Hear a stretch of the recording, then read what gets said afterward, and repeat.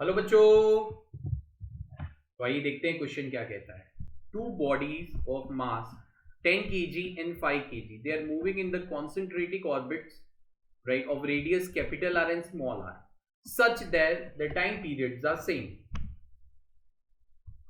Then the ratio between their centripetal acceleration is. Visualisation अगर आप ध्यान से देखोगे, राइट, क्वेश्चन में दो ऑब्जेक्ट्स दिए हुए हैं लेकिन हमने यहाँ तीन ऑब्जेक्ट्स रखे हैं ताकि आपको समझा सके। देखो, आप ध्यान से देखो, तीनों ऑब्जेक्ट्स के टाइम पीरियड सेम है।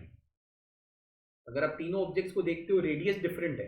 Let us take an example, ये पहला वाला जो है इसकी रेडियस स्मॉल आर है, ये जो दूसरा वाला है, राइट, इसकी रेडियस कैपिटल आर है, राइट। चलो मान लीजिए पहले वाले का जो मास है वो है 5 kg, राइट, दूसरे वाले का जो मास है वो कितना है 10 kg। ओके, चलिए पहले वाले का 10 kg है, दूसरे वाले का राइट 5 kg है।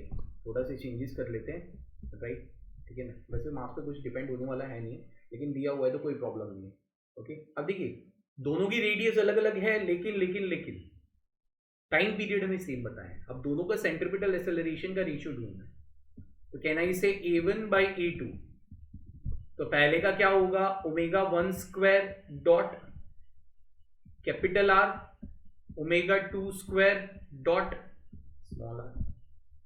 Let's have some changes, right. ये तो मैंने एक एग्जांपल के तौर पे बोला था, राइट। हमें जो डेटा गिवन है हम उसके हिसाब से चलते हैं। ये तो मैंने समझाने के लिए आपको एक एग्जांपल दिया था, राइट। यहाँ पे जो डेटा गिवन है उसके हिसाब से चलते हैं। क्लियर बेटा?